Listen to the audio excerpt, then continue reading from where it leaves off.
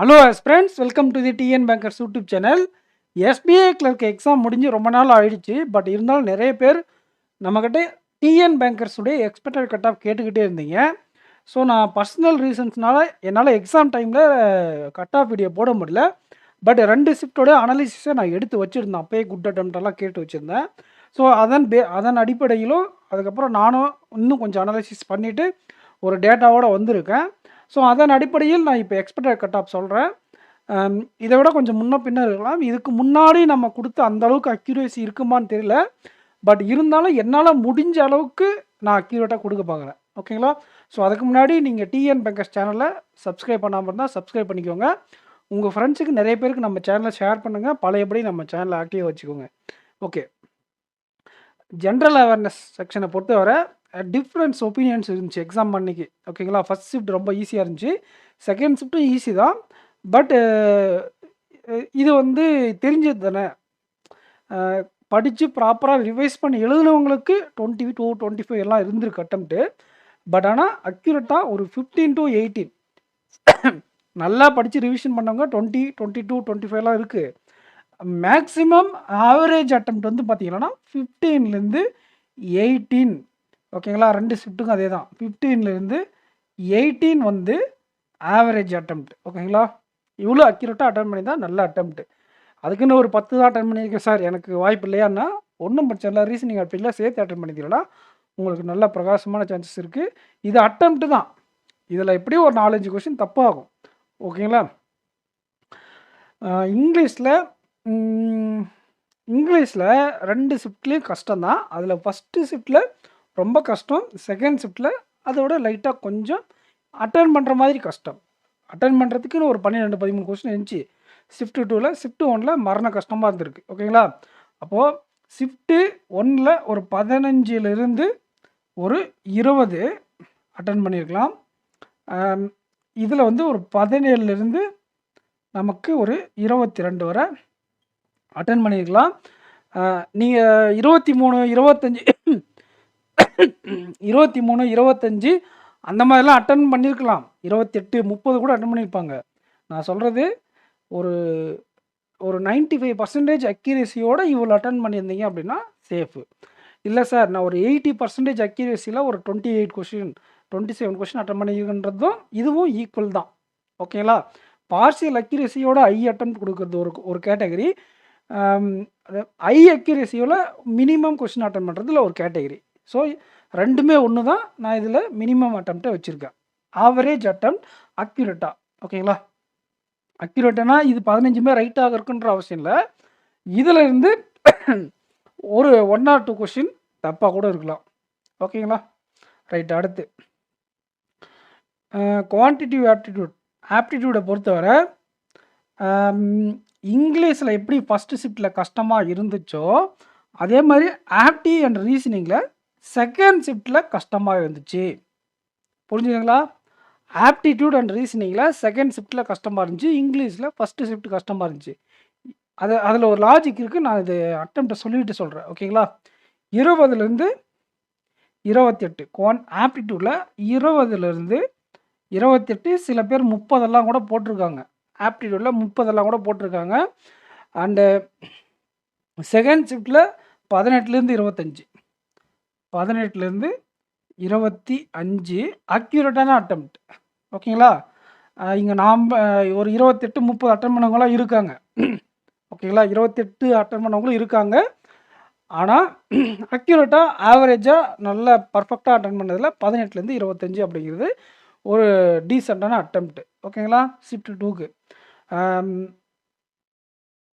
அதில் பார்த்தீங்கன்னா ரீசனிங் செக்ஷனில் 22லேருந்து 30 அட்டம்ப்ட் இன்ட்டு 1.25 மார்க், 1.2 மார்க் இருக்குது. Into 1.2 mark. அதே மாதிரி இது கஷ்டம். இதில் ஓகே ரொம்ப ஈஸியாக இருந்துச்சு. இதில் மாட்ரேட்டாக இருந்துச்சு. 18லேருந்து 25, 18லேருந்து 25 இதில் இன்ட்டு 1.2. ஓகேங்களா?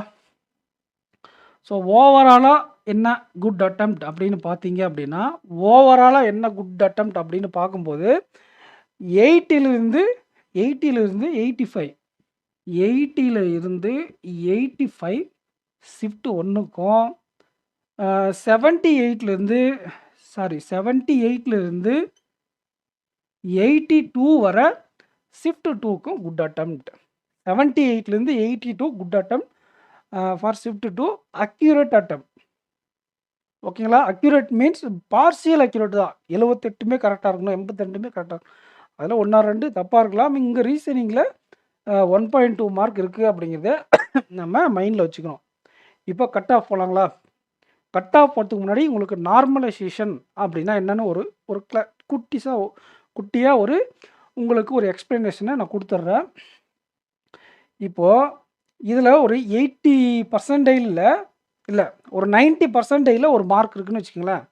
அது என்ன மார்க்னா 85 அப்படிங்கிற மார்க். இதில் 90% இருக்கிறவர் 85 மார்க்கு. இதில் 90% இவர் 90% ஓகேங்களா? இவரும் 90% அப்படின்னு வச்சுக்கோங்களேன். இந்த ஷிஃப்ட்டில் 82 மார்க் எடுத்திருக்கவங்க 90%, இந்த ஷிஃப்ட்டில் 85 மார்க் எடுத்திருக்கவங்க 90%. அப்போது இவங்க 2 பேரும் பர்சன்டைல் அந்த ரேங்கிங்கில் ஈக்குவல். அப்போ 2 பேருமே ஈக்குவல் பண்ணணுமா? அப்போ என்ன பண்ணுவாங்கன்னா, ஒன்று இந்த ஷிஃப்ட்டில் 82வை 85ஆக மாற்றத்துக்கு என்ன பண்ணணும், 3 மார்க் ஆட் பண்ணணும். அப்போ இவங்க இருக்கிறவங்க 3 மார்க் ஆட் பண்ணிடுவாங்க. அப்படி இல்லையா, இதை 82க்கு கொண்டு வரணுமா, இதை மைனஸ் பண்ணிடுவாங்க.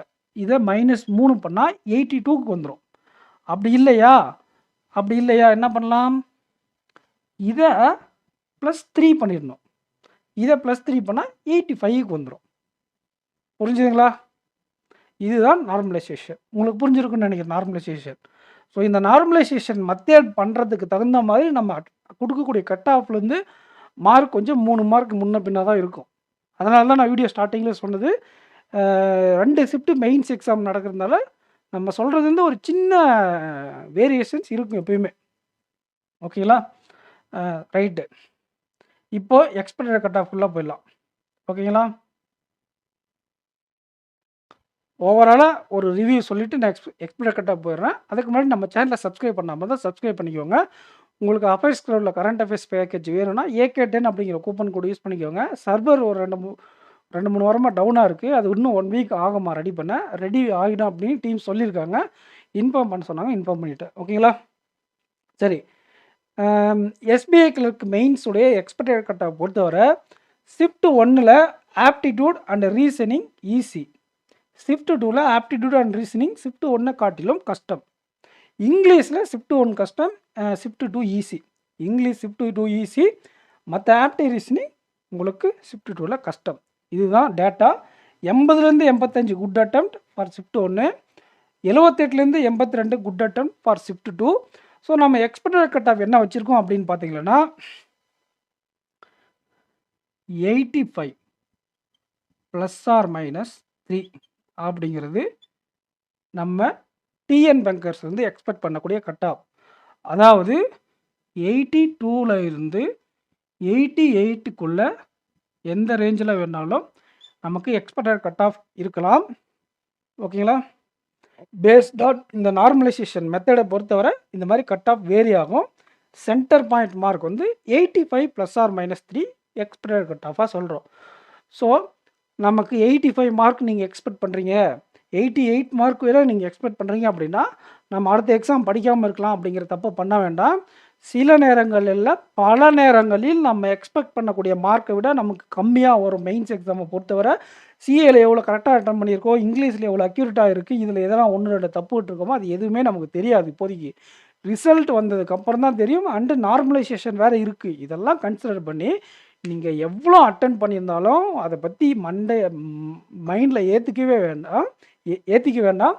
நீங்கள் என்ன பண்ணலாம் அப்படின்னா RRB எக்ஸாமுக்கு படிங்க, அதுதான் ரெக்கமெண்டட். ஓகேங்களா? ஸோ நிறைய பேர் கேட்டிங்க அப்படிங்கிறதுனால இந்த வீடியோ கொண்டு வந்திருக்கேன்.